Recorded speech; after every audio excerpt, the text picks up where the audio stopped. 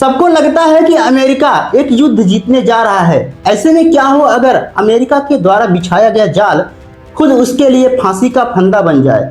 ऐसे में सबसे बड़ा सवाल यह उठता है कि ईरान के खिलाफ अमेरिका जिस प्रकार से कई सारे कड़े कदम उठा रहा है, वह किस प्रकार से उसकी सजा पूरे देश को, पूरे दुनिया को भुगतना पड़ रहा है। इसके अलावा सबसे बड़ा सवाल यह उठता है कि क्या अमेरिका ईरान के खिलाफ जिस प्रकार से तेजी से इजराइल के साथ मिलकर अटैक कर रहा है, ऐसे में क्या अमेरिका खुद इस जाल में घिरता हुआ नजर आ रहा है।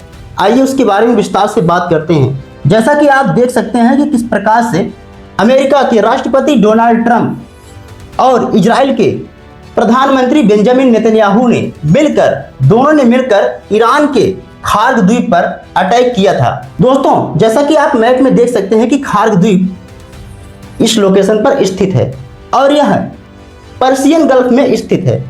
और पर्शियन गल्फ जो है हॉर्मुज जल संधि को अटैच करता है, यानी कि जोड़ता है और अरब सागर में जाकर मिलता है। इसके अलावा खार्ग आइलैंड की सबसे खास बात यह है कि ईरान का लगभग 90% तेल का खजाना इसी आइलैंड पर स्थित है।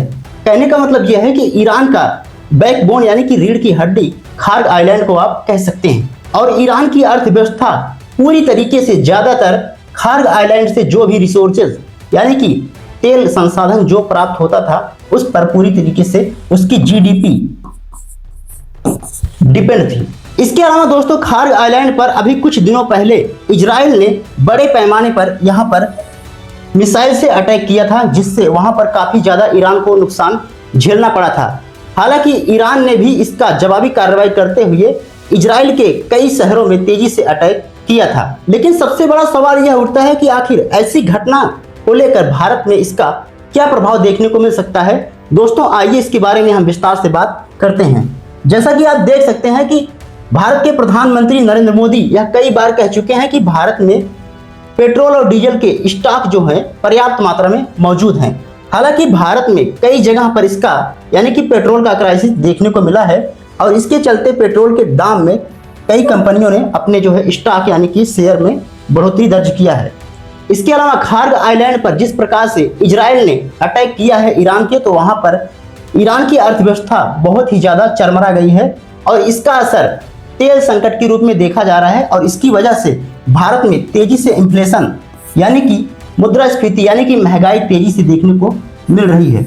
इसके अलावा इजराइल और ईरान के बीच जंग इस कदर ज्यादा बढ़ गया है कि यूएन सिक्योरिटी काउंसिल में इजराइल के राजदूत ने यह बयान जारी किया है कि एक डिवाइस का यूज करके, एक मोबाइल डिवाइस का यूज करके किस प्रकार से इजराइल की जनता को आगाह किया जा रहा है। इजराइल के जो राजदूत हैं उन्होंने एक बयान जारी किया है और कहा है कि किस प्रकार से इजराइल की जनता को किस प्रकार से वहां पर तैनात किया जाता है, अलर्ट किया जाता है, अलर्ट मोड में रखा जाता है कि आप पूरी तरीके से अलर्ट हो जाइए कि कभी भी ईरान या फिर किसी अन्य दुश्मन के द्वारा इजराइल पर अटैक किया जा सकता है। इतना ही नहीं, डैनी डेनर ने यहां तक कि कहा कि साउंड का यूज करके किस प्रकार से 15 सेकंड में लगभग यह अलर्ट जो है इजराइल में जारी किया जाता है और तब तक वहां की जनता पूरी तरीके से अलर्ट हो जाती है, खासकर युद्ध को लेकर। इसके अलावा दोस्तों, आप सभी को पता होगा कि किस प्रकार से ईरान और इजराइल के खिलाफ तेजी से जंग जारी था। तो ऐसे में अमेरिका और इजराइल ने मिलकर ईरान पर बड़े पैमाने पर उसकी राजधानी तेहरान तक अटैक किया था और इसमें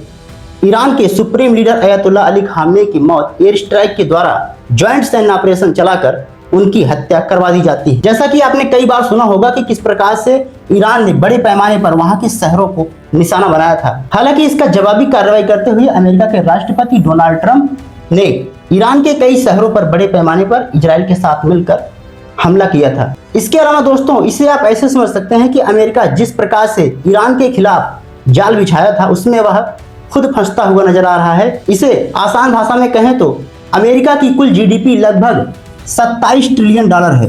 ऐसे में सबसे चौंकाने वाली बात यह है कि अमेरिका का कर्जा बढ़कर 39 ट्रिलियन डॉलर हो गया है।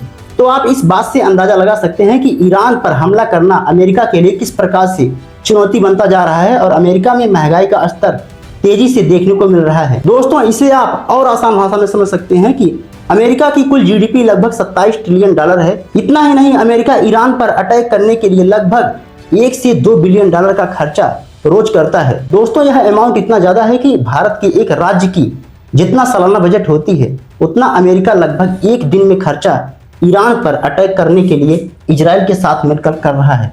इतना ही नहीं, अमेरिका की हालत इस कदर हो गई है कि वहां से लगभग ईरान के कई शहरों से, यहां तक कि जहां जहां अमेरिका के दुश्मन थे और वहां पर अपनी सेनाएं अमेरिका ने लगा रखी थी, तो वहां से अमेरिका के राष्ट्रपति डोनाल्ड ट्रंप ने अपनी सेनाएं वापस बुला ली है। ऐसे में आप समझ सकते हैं कि अमेरिका द्वारा इजराइल के साथ मिलकर ईरान पर अटैक करना किस प्रकार से डोनाल्ड ट्रंप के लिए भारी पड़ता जा रहा है, खासकर वहां की जनता के लिए। बाकी दोस्तों आपकी क्या राय है कमेंट बॉक्स में जरूर बताएं। मिलते हैं अगली वीडियो में, तब तक के लिए जय हिंद जय भारत।